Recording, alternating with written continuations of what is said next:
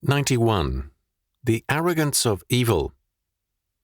Chalcedon Report number 179, July 1980. The police rarely have much to laugh about these days, but one of them did recently. A big and heavy-set purse snatcher grabbed my daughter Rebecca's handbag. Her instinctive reaction was to double up her fist and hit him in the stomach with all her might. Shocked and almost doubled up by the unexpected pain, the thief immediately screamed for the police. One was unexpectedly near, and hence his laughter, as he saw the thief, with my daughter's handbag on his shoulder, demanding protection from the, quote, assault, end quote. No doubt the thief was outraged at what the world is coming to. First, civilian brutality, that is, resistance to theft, and second, police brutality, an arrest. The arrogance of evil should not surprise us. It is a lesson well learned from much of the press, from many newscasters, and from some judges. While there are many fine and conscientious judges on the bench, we have all too many who are very protective of criminal rights and indifferent to the courtroom harassment of police and witnesses. The result is the growing arrogance of evil. Thus, more than a few cases exist where homosexuals are demanding that churches and Christian schools be denied the right to pass moral judgment on them or to refuse them employment. Such demands ask for the, quote, right, end quote, to deny freedom of judgment and action to all who disagree with them.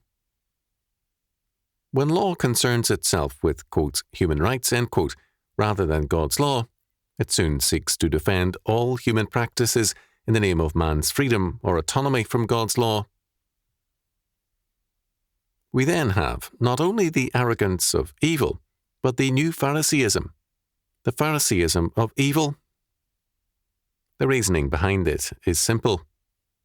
There is no God, and hence God's law is obsolete and evil. All human practices are therefore to be permitted. The cause of freedom is best represented by those who practice the once condemned things. Therefore, the true heroes and social pioneers are the practitioners of homosexuality, bestiality, and incest. This then makes them the new moral elite. An example of this sense of a new moral destiny is Hefner of Playboy. His Phariseeism is notable. He is filled with a sense of self-righteousness and a feeling that the trivia of his mind and life are important. A few years ago, there were one or more Playboy television shows. They were largely empty of contents other than a parade of self-importance and self-righteousness. In this, they mirrored our times and were somewhat in advance of it. The watchwords of the new consciousness from the 1960s on have been, do your own thing, find yourself, and I want to be me. This quest for self-realization means a contempt for others, for the family, for unborn babies, and for God's law. Not surprisingly, even a purse snatcher's reaction to resistance is to demand police help. His right to self-fulfillment has been denied. Men approach the church with the same self-centered and Pharisaic concern. It was with some dismay that I came to realize that for many people involved in some of the recent church divisions and formations of new church bodies, the real problem with the old church was not wrong belief, but too much belief. These people want no commitment either to modernism or to orthodoxy. They want a church which does not rock the boat, nor make any moral and theological demands of them. Instead of representing a revival of faith, too many represent a preference for a studied lukewarmness. Modernism and orthodoxy are zealous faiths.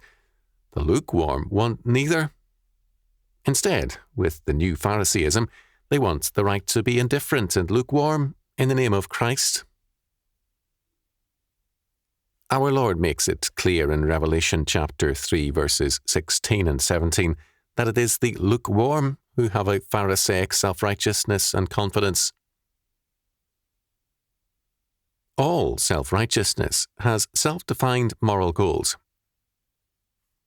George Sorton, in The History of Science and the New Humanism, 1931, said that survival and hope require that we must anchor ourselves to some great purpose.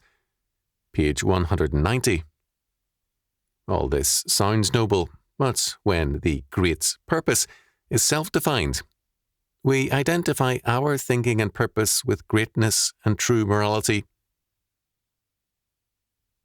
Wherever men define the great purpose, apart from God's declared law word, they quickly fall into self-righteousness and Phariseeism. The definition of law and purpose is not a right nor a prerogative of man, but of God only. To the law and to the testimony, if they speak not according to this word, it is because there is no light in them. Isaiah chapter 8, verse 20.